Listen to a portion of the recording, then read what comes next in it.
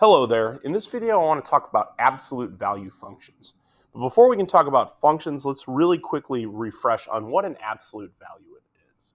An absolute value is a distance from an origin point. So if we're talking, usually when we're doing calculations, we're talking about numbers on a number line. And the origin of a number line is 0.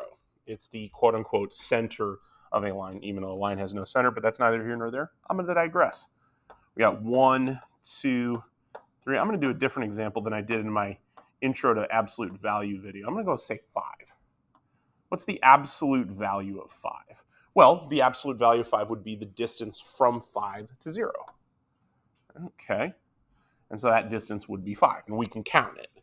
Okay. Are there any other numbers with a distance from the origin of 5? And we'd say, yeah, that's 1, 2, 3, 5. We'd go in the other direction, -1, -2, -3, -4, it'd be -5. So that also has a absolute value of 5. So when we're writing this notation-wise, we'd say the absolute value of 5 is equal to 5, and the absolute value of -5 is equal to 5. And in that video, I encourage you to go back and watch it, but there were other variations that I talked about. I just merely bring this up to bring up what is the definition of an absolute value function. So let's refresh on our function notation f of x. Well, we got two things here. We got a positive leads to a positive result, and we have a negative that leads to a negative result. Well, when we're talking about positive leading to positive result, nothing changes. So what is the absolute value of x when we're talking about it being in function notation? Well, for this, we can just define it to be x.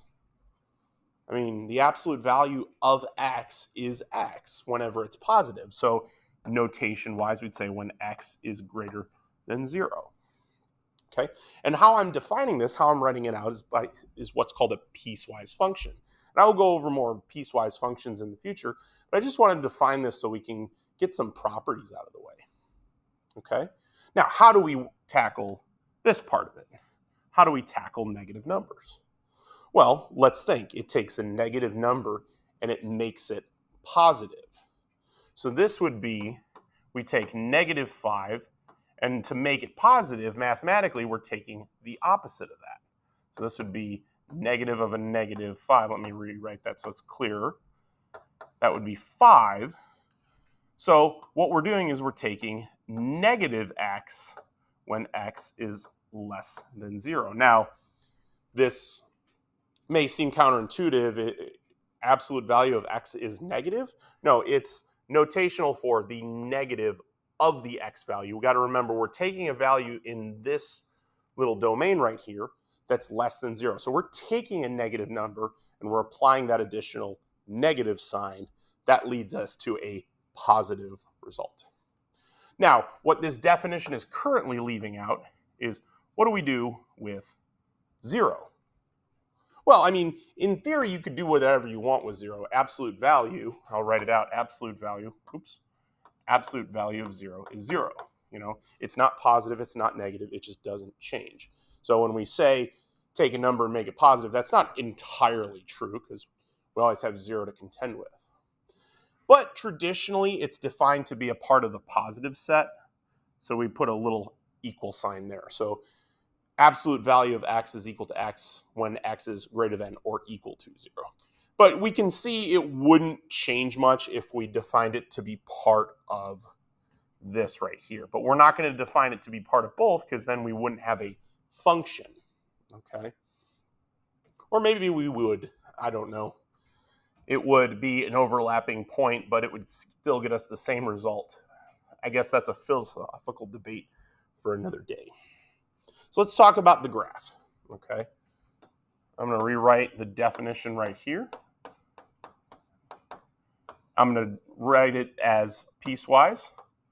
X is greater than or equal to 0, negative x as x is less than 0. So we have to think about what this means. Let's think about some values, and I'll draw some axes. Okay, let's do some calculations. Well, we had the absolute value of 5. was equal to 5.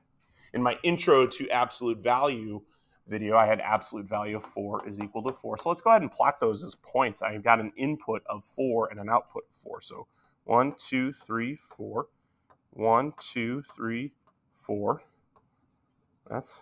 There we go. Then we got 5 and 5. Okay. And then we've got the origin.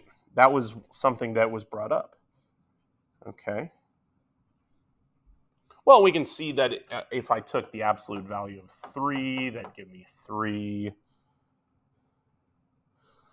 I get the absolute value of 2, that'd give me 2. Absolute value of 1 equals 1. So there and then there. And so you can see we're just going to kind of get a linear function. I can do that better. That's garbage. Let me turn in a better effort than that for you. There we go. But it's only headed off in one direction. We don't get the negative side to it. That's not part of it because we've taken those negative values and we made them positive. Well, let's touch on that now. So I've got the absolute, here I go with the eraser again. Absolute value of negative 5 was 5. So let's graph it. 1, 2, 3, 4, 5. There we go. And if absolute value of 4 equals 4 was part of my intro to absolute value video, then you can best believe negative 4 was. So actually, I'll make that a red point so it stands out a little bit more. And we can kind of see the same trend going. But we get to the origin. What happens at the origin? Well, the origin is not defined for this part. So what we'd effectively have is we'd have an open circle on top of a filled-in circle. So it gets filled in by the other part of the function, and we get an absolute value, or a linear part going in the opposite direction. We get a V-shaped graph. This is the traditional shape of a absolute value function. Okay, let me go ahead and clean this up, and we will talk about its properties really quickly. Okay, great. So let's talk about the domain. We remember the domain is all the set of inputs or x values that would yield one output from the function. Well, we can see from the graph, and it makes sense from the definition, that the domain is going to be all real numbers. So that'd be negative infinity to infinity. And we can see that in the graph by the fact that we have our arrows here. They're extending towards infinity. We also have no discontinuity. So I'm going to jump to the bottom and say no discontinuities, which means it's everywhere continuous. And so the domain, because it extends to negative infinity and to infinity without any breaks in between, our domain would be negative infinity to infinity. What about the range, though? Well, we can see from this graph, it does have a minimum. And its minimum lies along the x-axis, which would be 0. So to get this question answered, it has a minimum at 0, 0. And so that would mean my range would start at 0, and we'd use a bracket because it's included. But the arrows, once again, indicate that it extends infinitely upward, so it goes from 0 to infinity. And once again, no discontinuity, so we don't have to write any additional intervals down.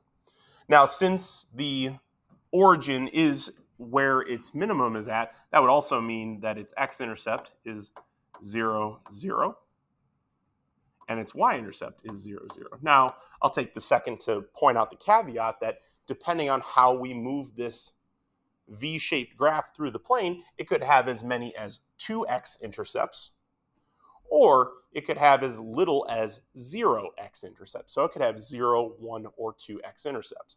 And I'll leave you to a picture how that is possible. But for now, here's the graph, here's the definition, and here are the properties.